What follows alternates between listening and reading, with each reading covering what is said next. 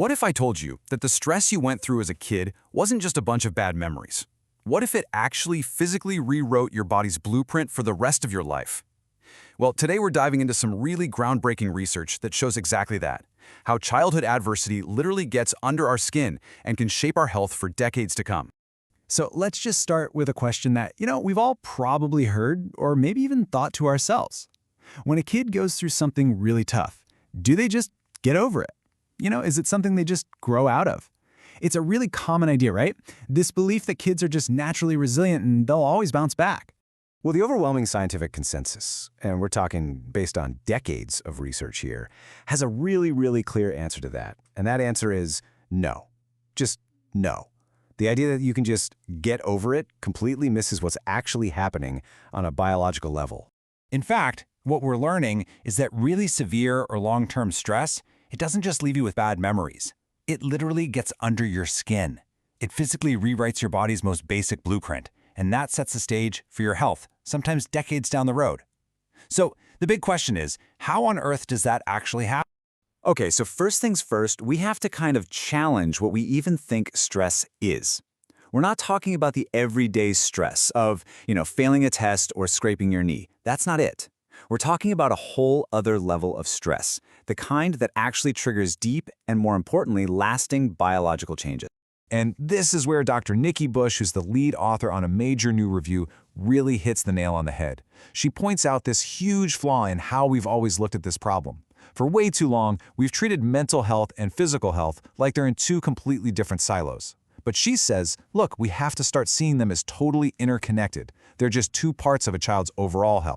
And that way of thinking brings us to this landmark study from the University of California, San Francisco. What these researchers did was pretty incredible. They conducted this massive review looking back at decades of research on something called adverse childhood experiences. You'll often see it called ACEs. And ACEs are basically those really traumatic events that can happen when you're a kid. Things like abuse or neglect, or even just growing up in a household where a parent is struggling with mental illness. And get this wasn't just some small one-off experiment. They pulled together the findings from 153 different studies. And those studies spanned a massive 75 years of research. I mean, think about that. That's what gives their conclusions so much weight. It's a huge body of evidence. So, after all that, what did they find? Well, the main discovery is pretty powerful. Think of toxic stress in childhood like the single root of a big, sprawling tree. That one root can lead to so many different branches of problems later in life. We're talking physical stuff like asthma, but also mental health challenges like anxiety and ADHD, and even issues with learning and attention. The big takeaway here is that all these things that look like separate problems, they can often be traced right back to that same single root.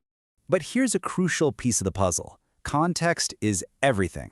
Dr. Alexander Sullivan, another researcher on the study, points out that a child's age is just so important, right? The way a 6-year-old's body and brain respond to trauma is totally different from how a 14-year-old's will. And figuring that out is absolutely key if we want to help effectively. So that begs the question, what is happening inside the body during those critical years? Let's dive into the biology. Okay, so how does a bad experience get physically etched into our biology? Well, it all comes down to the body's central alarm system. It's called the HPA axis. Yeah, I know, it's a bit of a mouthful. But the easiest way to think about it is like a biological thermostat for stress. It's designed to do a really simple job. Turn on when there's a threat, and then, and this part is crucial, turn back off once the threat is gone. Now, with normal, healthy stress, that thermostat works exactly like it's supposed to. It kicks on to handle the problem, then it shuts right back off, letting your body get back to normal. But under what we call toxic stress, the kind that's really intense and just goes on and on, that thermostat basically breaks. It gets stuck in the on position, just flooding your body with stress hormones 24/7 with no chance to reset.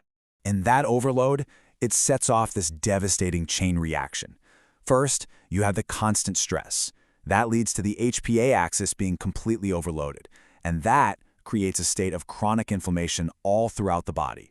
And we now understand that this chronic inflammation is one of the main drivers of so many major adult diseases. We're talking heart disease, autoimmune disorders, you name it. And the scariest part? The seeds for all of this are planted way back in childhood. So, okay, if we understand how this works, the big question is, can we actually do something about it? And this is where things get really interesting, because technology is opening up a whole new frontier here. We're starting to move away from just reacting to problems after they happen and towards actively predicting and even preventing them. This is the dawn of what researchers are calling precision preventative medicine. And the idea is pretty simple, but powerful. The goal isn't just to treat an illness once it shows up. It's to figure out who is at the highest risk way in advance, and then deliver the right kind of support, psychological, social, whatever it takes, at the exact right moment to stop that illness from ever taking hold in the first place. And the engine driving all of this? It's AI. The way these predictive models work is they basically crunch these enormous amounts of data. Not just medical data, but socioeconomic stuff too. Then, they use deep learning to find these tiny, subtle patterns that, honestly, a human being could never see on their own. And by doing that, they can start to identify which kids are most likely to develop health problems later on, all based on what they've been through early in life. I mean, this sounds amazing, right? It's a seriously powerful tool for prevention, but it also brings up a really tough and pretty provocative question. What happens when an algorithm officially slaps a high-risk label on a little kid? What are the consequences of that? And that question brings us to the final and maybe the most important part of this whole story.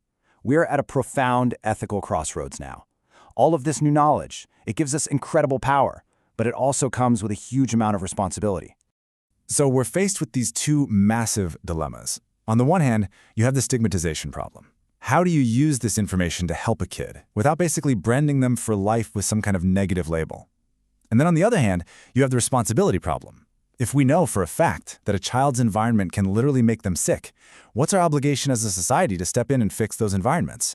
And really, this is the big thought I want to leave you with. This research completely rewrites the story of where disease comes from. It shifts the focus away from it being just an individual's problem and makes it, in so many cases, a societal one.